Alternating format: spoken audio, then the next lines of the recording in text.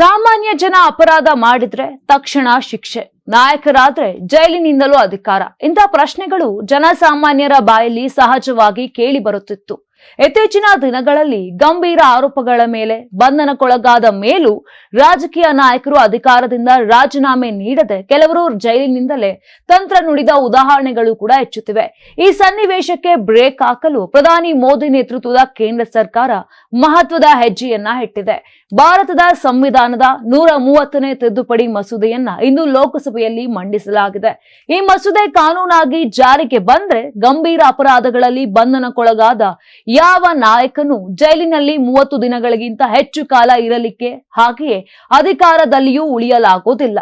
ಮಸೂದೆಯ ಮುಖ್ಯ ಅಂಶಗಳೇನು, ಏನೆಲ್ಲ ಇನ್ಕ್ಲೂಡ್ ಆಗುತ್ತೆ ಈ ಮಸೂದೆಯಲ್ಲಿ ಅಂತ ನೋಡ್ತಾ ಹೋದ್ರೆ, ಗಂಭೀರ ಪ್ರಕರಣಗಳಲ್ಲಿ ಬಂಧನಗೊಂಡ 30 ದಿನದೊಳಗೆ ಜಾಮೀನು ಸಿಗದಿದ್ರೆ ಅವರು ತಕ್ಷಣವಾಗಿ ರಾಜೀನಾಮೆಯನ್ನ ಕೊಡಬೇಕು. 30 ದಿನದ ಒಳಗೆ ಅವರೇನಾದ್ರೂ ರಾಜೀನಾಮೆ ಕೊಡ್ಲಿಲ್ಲ ಅಂತ ಹೇಳಿದ್ರೆ 31ನೇ ದಿನ ಅವರ ಸ್ಥಾನವನ್ನ ತೆರವಾಗಿದೆ ಅಂತ ಪರಿಗಣನೆಗೆ ತಗೊಳ್ಳಲಾಗುತ್ತೆ. ಈ ನಿಯಮವು ಪ್ರಧಾನಮಂತ್ರಿ ಆಗಿರ್ಬೋದು, ಮುಖ್ಯಮಂತ್ರಿ ಆಗಿರ್ಬೋದು, ಕೇಂದ್ರ ಅಥವಾ ರಾಜ್ಯದ ಎಲ್ಲ ಸಚಿವರಿಗೂ ಅನ್ವಯವಾಗುತ್ತೆ. 5 ವರ್ಷ ಅಥವಾ ಹೆಚ್ಚು ಶಿಕ್ಷೆಯ ತೀರ್ಪಿಗೆ ಅರ್ಹರಾಗಿರುವಂತಹ ಪ್ರಕರಣಗಳೇನಿರುತ್ತೆ ಆ ಒಂದು ಪ್ರಕರಣಗಳಿಗೆ ಈ ಮಸೂದೆ ಅನ್ವಯ ಆಗುತ್ತೆ. ಇನ್ನು ಈ ಮಸೂದೆ ಕುರಿತು ಮಾತನಾಡಿರುವಂತಹ ಗೃಹ ಸಚಿವ ಅಮಿತ್ ಶಾ ಅವರು ಉತ್ತಮ ಆಡಳಿತ ಮತ್ತು ಸಾಂವಿಧಾನಿಕ ಮೌಲ್ಯಗಳನ್ನು ಕಾಪಾಡಿಕೊಳ್ಳಲು ಈ ಮಸೂದೆ ಅಗತ್ಯವಾಗಿದೆ ಅಂತ ಹೇಳಿದ್ರು. ಗಂಭೀರ ಅಪರಾಧಗಳ ಆರೋಪದ ಮೇಲೆ ಬಂಧಿಸಲ್ಪಟ್ಟ ಸಚಿವರು ಅಧಿಕಾರದಲ್ಲಿ ಮುಂದುವರೆದ್ರೆ ಅದು ಸಾಂವಿಧಾನಿಕ ಮೌಲ್ಯಗಳು ಮತ್ತು ಉತ್ತಮ ಆಡಳಿತಕ್ಕೆ ಅಪಾಯವನ್ನು ಉಂಟು ಮಾಡುತ್ತೆ ಅಂತ ಹೇಳಿದ್ದಾರೆ ಅಮಿತ್ ಶಾ ಅವರು. ಇನ್ನು ಪ್ರಧಾನಿ ಆಗಿರ್ಲಿ, ಸಚಿವರಾಗಿರ್ಲಿ ಅಥವಾ ಮುಖ್ಯಮಂತ್ರಿ ಆಗಿರ್ಲಿ, ಯಾವುದೇ ನಾಯಕರಾದ್ರೂ ಕೂಡ ಬಂಧನಕ್ಕೊಳಗಾದ ನಂತರವೂ ರಾಜೀನಾಮೆ ನೀಡದ ಅನೇಕ ಪ್ರಕರಣಗಳು ನಮ್ಮ ಕಣ್ ಮುಂದೆನೆ ಇದೆ. ಈಗಾಗಲೇ ಬಹಳಷ್ಟು ಹಿಂದೆ ಕೂಡ ಬಹಳಷ್ಟು ಪ್ರಕರಣಗಳು ನಡೆದಿದೆ. ಉದಾಹರಣೆ ಅಂತ ಹೇಳಿದ್ರೆ ದೆಹಲಿಯ ಮಾಜಿ ಸಿಎಂ ಅರವಿಂದ್ ಕೇಜ್ರಿವಾಲ್ ಅವರು, ಮಾಜಿ ಉಪಮುಖ್ಯಮಂತ್ರಿ ಮನೀಶ್ ಸಿಸೋಡಿಯಾ ಮತ್ತು ಸಚಿವ ಸತ್ಯೇಂದ್ರ ಜೈನ್ ಬಂಧನಕ್ಕೊಳಗಾದ ನಂತರವೂ ಕೂಡ ರಾಜೀನಾಮೆ ಕೊಟ್ಟಿರಲಿಲ್ಲ.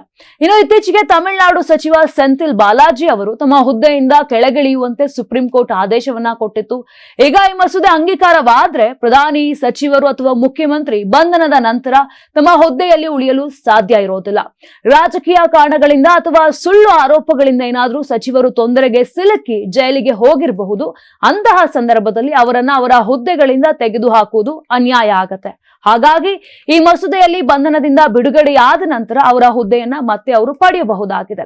ಈ ರೀತಿಯಾಗಿ ಮಸೂದೆ ಜಾರಿಯಾಗ್ತಾ ಇದೆ. ನಾನು 86 ಕೆಜಿ ಇದ್ದವಳು 71 ಕೆಜಿ ಬಂದಿದ್ದೀನಿ. ವಯಸ್ಸಾದ್ಮೇಲೆ ಸ್ಮಾರ್ಟ್ ಆಗಿ ಕಾಣ್ತೀರಾ ಅಂದ್ರೆ ಜಿನ್ನಿ. 126 ಕೆಜಿ ವೇಟ್ ಇದ್ದು ನಾವು ಈಗ 114 ಕೆಜಿ ಲೆಕ್ಕ ಬಂದಿದ್ದೀವಿ. ಯಾವುದೇ ಸೈಡ್ ಎಫೆಕ್ಟ್ ಆಗಿಲ್ಲ. 84ರಿಂದ 50 ಕೆಜಿ ಬಂದೆ, ಆಮೇಲೆ ಸಣ್ಣಗೆ ಫಿಟ್ ಆಗಿದ್ದೀನಿ. ಅದಕ್ಕೆ ನಾನು ಯೂಸ್ ಮಾಡ್ತಾ ಇರೋದು ಜೀನಿ ಸ್ಲಿಮ್. 84ರಿಂದ 50 ಕೆಜಿ ಬಂದೆ, ಆಮೇಲೆ ಸಣ್ಣಗೆ ಫಿಟ್ ಆಗಿದ್ದೀನಿ. ಅದಕ್ಕೆ ನಾನು ಯೂಸ್ ಮಾಡ್ತಾ ಇರೋದು ಜೀನಿ ಸ್ಲಿಮ್. ಸಣ್ಣ ಆಗಕ್ಕೆ ಜೀನಿ ಸ್ಲಿಮ್ ಯೂಸ್ ಮಾಡದೆ ಹೆಲ್ದಿನೂ ಅದೇ. ನೀವು ಸಣ್ಣ ಆಗ್ಬೇಕಾ, ಹೆಲ್ದಿ ಆಗ್ಬೇಕಾ? ಹಾಗಿದ್ರೆ ಜೀನಿ ಸ್ಲಿಮ್ ಯೂಸ್ ಮಾಡಿ. ಸಣ್ಣ ಆಗೋದಕ್ಕೆ ಯಾವುದೋ ಪ್ರಾಡಕ್ಟ್ ಹೇಳ್ತಾ ಇದ್ದಾಳೆ, ಏನಾದರೂ ಸೈಡ್ ಎಫೆಕ್ಟ್ಸ್ ಇದೆ ಅಂತ ಯೋಚನೆ ಮಾಡ್ತಾ ಇದ್ದೀರಾ? ಖಂಡಿತ ಇಲ್ಲ, ಯಾಕಂದ್ರೆ ಇದು ಕೆಮಿಕಲ್ ಫ್ರೀ. ಸಣ್ಣ ಆಗಬೇಕು ಅಂದರೆ ಜೀನಿ ಸ್ಲಿಮ್ ಯೂಸ್ ಮಾಡಿ.